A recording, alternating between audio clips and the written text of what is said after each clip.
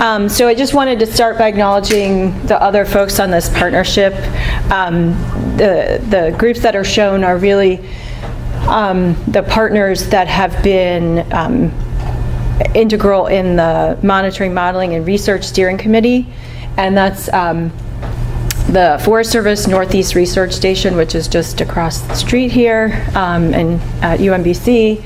A couple of NGOs that are working in Baltimore, Blue Water Baltimore, and Parks and People Foundation, and then representatives from some of the local jurisdictions, the city, DPW, Baltimore County, and Howard County, and then some researchers from the Baltimore Ecosystem Study, which, if you're not familiar with, is a National Science Foundation long-term ecological research project that has been ongoing in Baltimore since about 1998. So I'm just going to touch on, in case I'm not sure how familiar this group is with what the Urban Waters Partnership, federal partnership is. I'm just going to touch on that a little bit to have a little bit of background, and then how the Baltimore pilot, which has now sort of become a program, fits into that. Give a little more detailed background on the Baltimore partnership and our monitoring committee, and talk a little bit about two workshops that we have hosted, that the steering committee has hosted, and then finally give an example of a collaborative project that has evolved out of the outcomes of these workshops. So in 2011, this Urban Waters Federal Partnership was launched. It's a program that is essentially a consortium of federal agencies, so Department of Interior, EPA, HUD, USDA, many others, but there's no funding associated with this program. So the idea is really to allow federal agencies to be able to work with communities and leverage resources, capitalize on existing programs that are there, facilitate, provide technical leadership, those sorts of things. And the overall goal or the vision is really to protect and restore urban waters by reconnecting communities, most of the time underserved, underprivileged communities, with urban waterways. And so while there is this national partnership, a lot of the pilots, there were originally 7 pilots, Baltimore was one of them. It has grown to 19 locations currently, but they all kind of, there's some general guidance, strategic guidance from EPA. They all sort of have their own flavor and take on, depending on which federal agency is the lead in that particular region. So they're all a little bit different. And they have links to other urban programs that are already embedded in these federal agencies. So the Baltimore partnership is one of the original 7 pilots. It is primarily led by the Forest Service, although USGS, Department of Interior, as well as the Baltimore City folks have really been instrumental and with the partnership since the beginning. And in general, the idea is really just to facilitate the goals of the federal partnership. And over the 5 years that the Baltimore Partnership has been working, this is sort of the strategic framework that has evolved. And so there's 4 main pillars or educational work groups that meet independently. The larger partnership meets quarterly. It's a pretty large, diverse group of people, everything from like interfaith partners of the Chesapeake and faith organizations trying to plant trees on land, to, you know, folks that are taking inner city youth out in the harbor in canoe trips, to monitoring for bacteria using molecular probes. I mean, it's really the full spectrum of what's going on. And so independently then these 4 groups meet separately to sort of dive into the weeds on some of their own things. Just a quick overview. So the Green Pattern Book is really a policy document. The city has adopted it. It's really sort of a blueprint to take vacant lands in the city, convert them to community managed open space or green infrastructure projects, those sorts of things. They're looking to expand that beyond Baltimore right now to other, applicable to other cities. The mapping group has really been primarily out of University of Baltimore and the Jacob Frank Institute, looking at vital statistics, looking at everything from income to crime rates to different things like that. Information that has been incorporated from some of the Forest Service surveys that they've done, as well as incorporating community managed open space and stormwater projects. So it's called the Green Pattern Registry. And local projects was kind of this catch-all for all the other, grant-funded projects that were sort of going on that were related to the partnership. Really diverse group of different things. And then the monitoring, modeling, and research group was really envisioned to support these other pillars, really from a quantitative perspective of, we're making all these actions and management decisions and implementing green infrastructure, but are we able to see any impacts from those different things? And so currently the partnership as a whole is going under sort of a strategic realignment. The leadership on the partnership has really felt like we've sort of outgrown the boxes in that previous slide. And so we don't have a new diagram to show just yet. This is just currently undergoing. But I thought it was helpful to point out a few things that is sort of a move, I think, in a good direction for the partnership. I think while the monitoring group that I've largely been a part of has been regional in the sense of the city, but also the surrounding counties, the other groups have really been pretty city-centric. And so the idea, the partnership, there are, like I said, people from the other surrounding counties that regularly participate and really looking to expand to a more regional vision. And along those lines, sort of following up on this green corridor idea, that what's going up in the suburban areas is impacting what's coming down through the urban areas and eventually into the harbor or the Patapsco River, and so that we really need to be thinking about these things more from a watershed basis and not jurisdictions and those boundaries. And with a focus on trying to facilitate a stronger connection between research and largely some of the work that BES is doing, but also USGS and others in this area, to facilitate a connection to the policy and decision making. I think our monitoring group is going to be encompassed by an actionable science group in a not too distant future. So as I said, I have been, since about the early 2014, working on the monitoring, modeling, and research group. And the next couple of slides aren't necessarily linear. These goals kind of evolved out of our workshop, but I think it's important to sort of set the stage for these in sort of what this committee is doing. And certainly while we have broader goals to think about in supporting the other work groups and areas of flood control and resiliency and things like that, the focus over the near term has really been sort of two-pronged and looking at a data assessment component in terms of optimizing the monitoring that's going on in the region, looking for efficiencies, but also looking for ways to better assess the progress towards these water quality goals that everyone has. As I'll talk about in the outcomes from the workshops, we had a lot of folks saying that, there's a lot of boxes being checked. They have to check all these boxes for MS4 and all these compliance requirements, but nobody's really assessing or looking for what the stories of that data tell at all.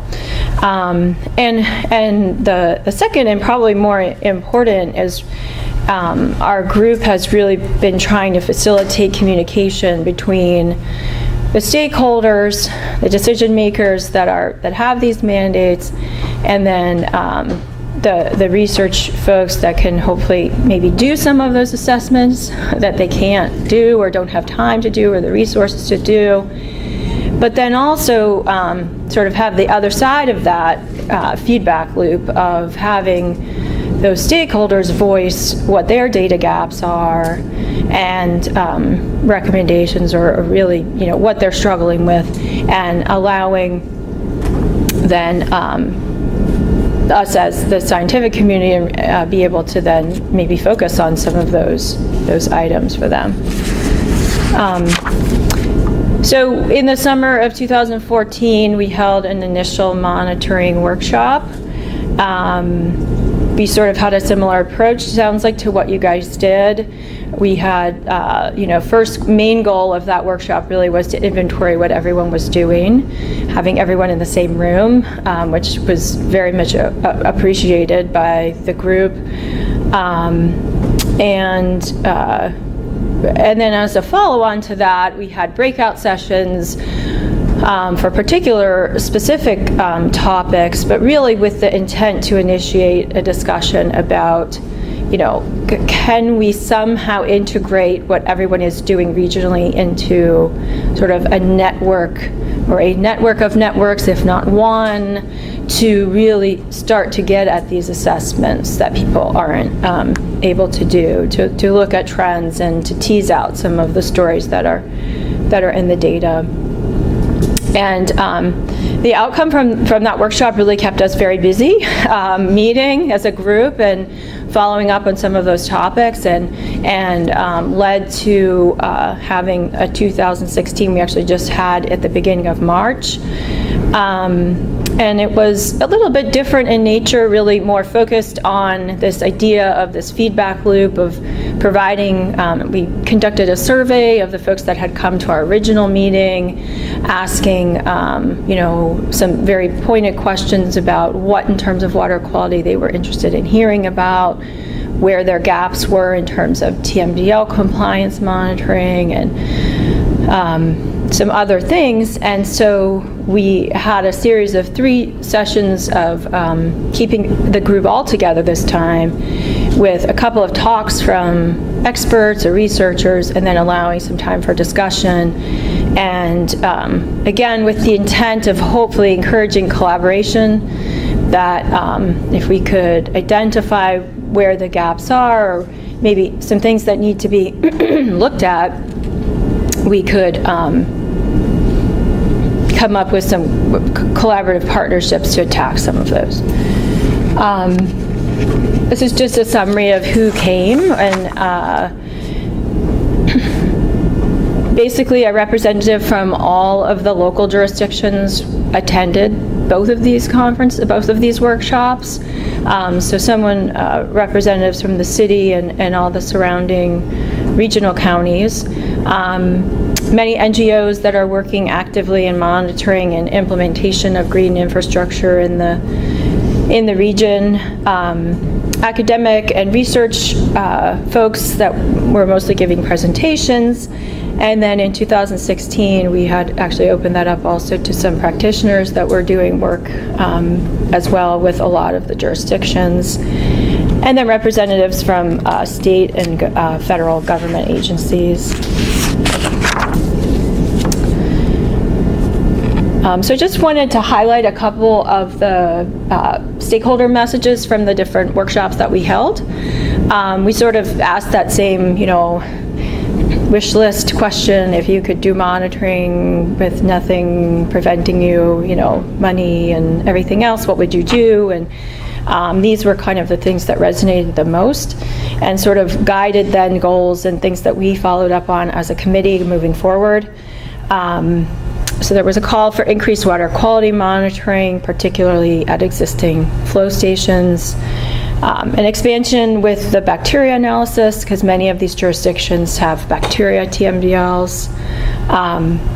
better defined protocols. I saw that on one of your things from the workshop in April, particularly from a pre and post restoration consideration point. And again, I think the biggest thing that resonated was more interpretation of the data and what does it really tell us, or what does it mean. We also had a call for more citizen engaged monitoring, more involvement from NGOs. The eternal, we need a database to put all of this in. It came up at ours too. I was really critical. I'm really hoping that our folks are going to use the DNR portal for this, because they're already submitting it all to MDE anyway. Most of the stuff that this water quality compliance stuff for MS4, and so hopefully that will, serve as that fulfill that need. And then the call for continued and expanded collaboration across the different practices. This gets down a little bit more in the weeds. I just wanted to put this up there to show that, we did compile and draft a workshop report that is available through the Baltimore Urban Waters Partnership website.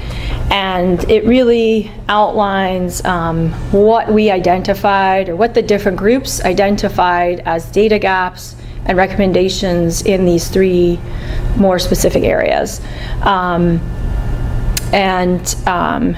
As a steering committee, we have only really focused in on that first one of tracking watershed level improvements to water quality. That sort of resonated as the most critical to them in terms of fulfilling their compliance and mandated monitoring issues.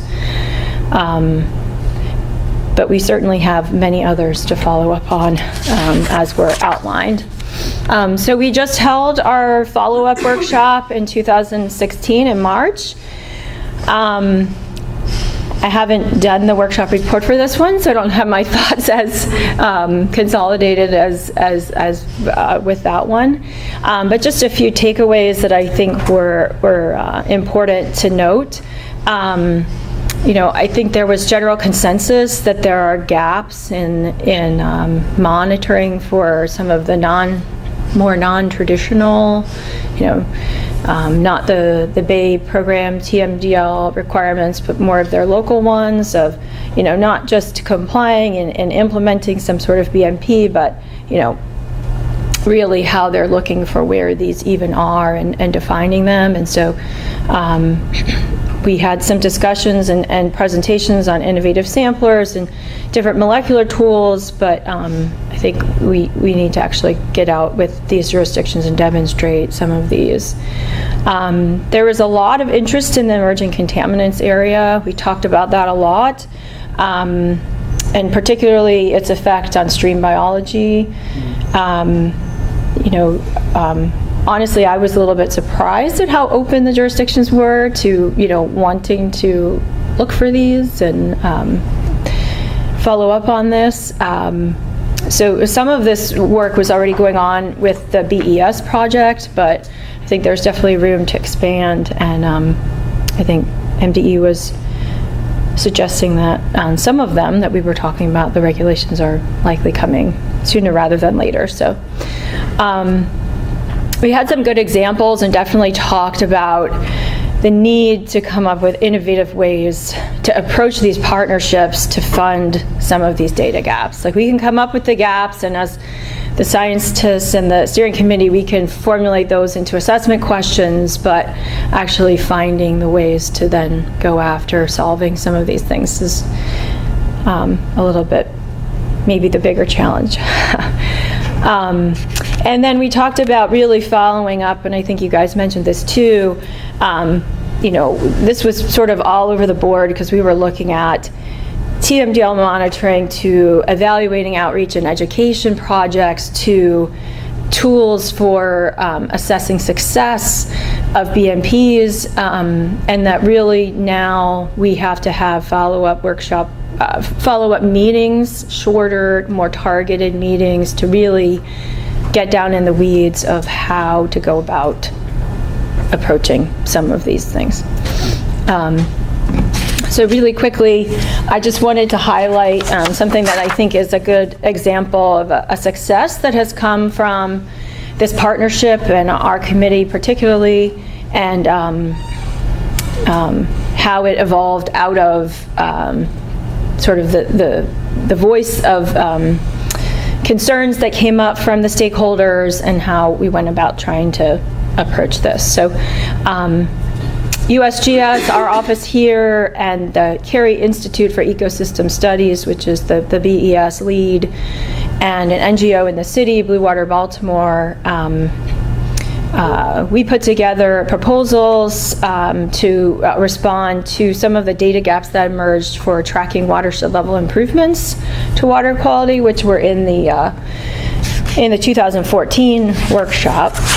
And basically, the project that we have acquired funding from a private foundation in the city to initiate the project. We're still waiting. They're delayed. The EPA Urban Water Small Grants stuff is delayed right now, so we're still waiting to hear about the remaining amount of funding that we need. But basically, we're looking at a retrospective trends analysis. So the Gwynns Falls watershed in Baltimore County and Baltimore City is a really data-dense watershed because it has been the watershed of focus for BES since '98. So we have this huge amount of data, and a lot more data than are available in really any other watershed in the region. And so we said, well, can we look at looking at some of these issues in Gwynns Falls of things that haven't been looked at before. So the project that we're undertaking is to look at long-term trends in the water quality, which is nothing earth-shattering or new. But what we do think is new and will be really helpful in terms of decision-making and outcomes is looking at which factors, both human and natural factors, may be driving these trends. We have a data set that will allow us to do some complex trends analysis and modeling to look at the controls there. And BES hasn't previously looked at some of the sub-watersheds where a lot of the BMPs have been implemented. And so ideally, we're hoping to see, what impact are these BMPs having to water quality as a whole?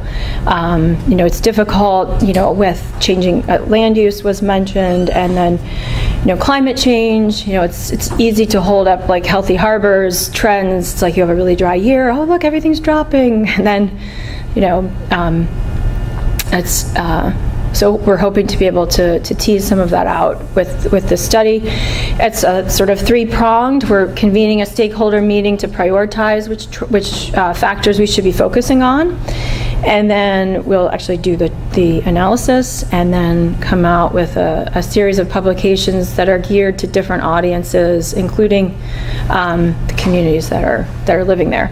So just a good example of something that has come out. So I think with that, I know I'm over time, so I'll stop. Thanks.